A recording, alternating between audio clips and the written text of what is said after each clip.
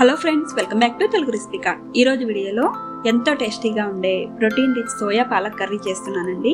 Non వెజ్తో ఈక్వల్గా అధిక మొత్తంలో ప్రోటీన్స్ వచ్చే ఈ సోయా కర్రీ వెజిటేరియన్స్కి బెస్ట్ డిష్ అని చెప్పొచ్చు.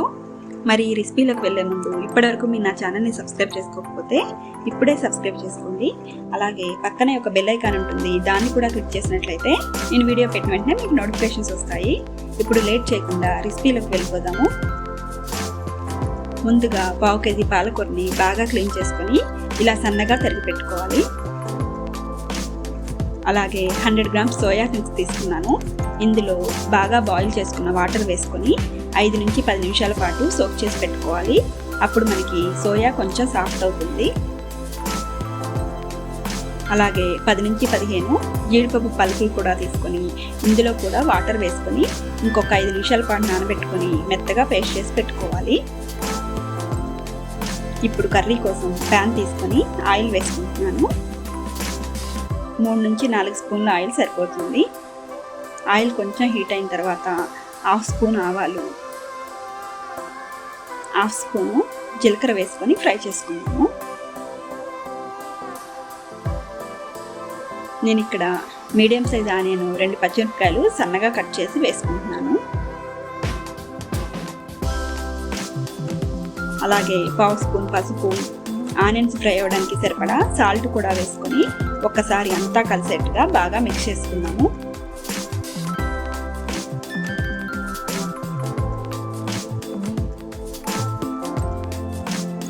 ఇలా బాగా మిక్స్ చేసుకున్న తర్వాత మూత పెట్టి ఆనియన్స్ లైట్ బ్రౌన్ కలర్ వచ్చే వరకు ఫ్రై చేసుకున్నాము.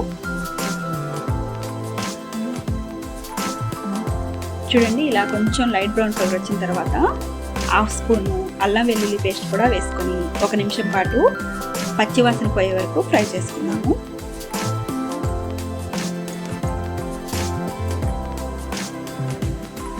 ఇప్పుడు ముందుగా సోక్ చేసి పెట్టుకున్న సోయా చంక్స్ని ఇలా స్క్వీజ్ చేసి యాడ్ చేసుకోవాలి. మనకి సోయాలో చాలా ప్రోటీన్ ఉంటుంది కాబట్టి వెజిటేరియన్స్ వీక్లీ వన్స్ అయినా ఈ కర్రీని తీసుకోవడం చాలా మంచిది.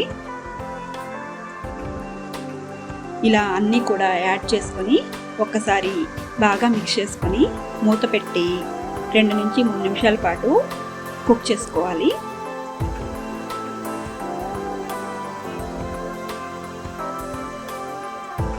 మనం ఆల్రెడీ హాట్ వాటర్లో వేసి సోక్ చేసుకున్నాం కాబట్టి ఎక్కువ టైం పట్టదు. చూడండి, 2 నుంచి 3 నిమిషాలు కుక్ అయిన తర్వాత సోయా కొంచెం సాఫ్ట్ అయింది.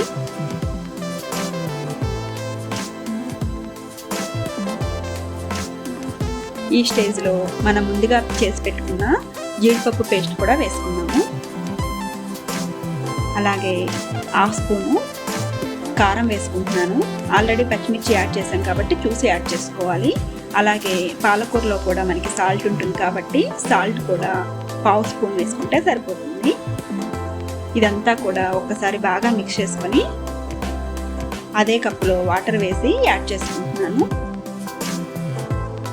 ఇదంతా బాగా మిక్స్ చేసుకొని మూత పెట్టి జీడిపప్పు పచ్చివాసన పోయే వరకు ఒక 2 నిమిషాల పాటు కుక్ చేసుకున్నాము.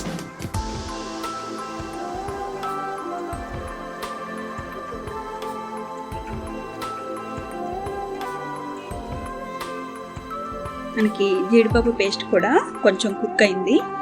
ఈ స్టేజ్లో మనం ముందుగా కట్ చేసి పెట్టుకున్న పాలకూర కూడా వేసుకున్నాము.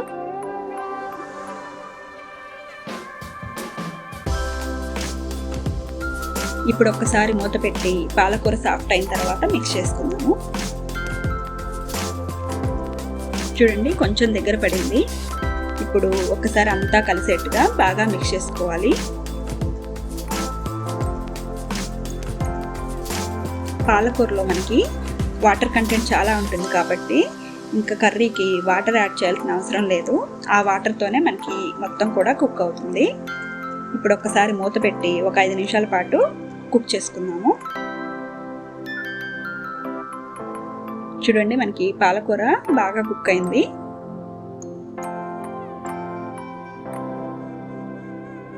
ఫైనల్గా 1 స్పూను గరం మసాలా వేసుకుంటున్నాను.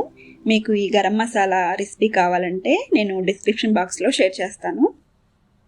ఇప్పుడు ఒక్కసారి ఇదంతా కూడా బాగా మిక్స్ చేసుకొని మూత పెట్టి ఇంకొక 2 నిమిషాల పాటు కుక్ చేసుకుంటే మనకి కర్రీ రెడీ అయినట్లే. ఈ కర్రీ మనకి రైస్లోకి బాగుంటుంది, అలాగే నాన్స్, చపాతీ, పూరి అన్నింటిలోకి కూడా చాలా బాగుంటుంది. మరి మీరు కూడా ట్రై చేసి మీకు ఎలా వచ్చిందో నాకు కామెంట్ సెక్షన్లో తప్పకుండా షేర్ చేయండి. మీకు కనుక ఈ వీడియో నచ్చినట్లయితే ప్లీజ్ లైక్ చేయండి, షేర్ చేయండి. అలాగే మరిన్ని వీడియోస్ కోసం తెలుగు రెసిపీ కార్డ్ ఛానల్ని సబ్స్క్రైబ్ చేసుకోండి. Thanks for watching.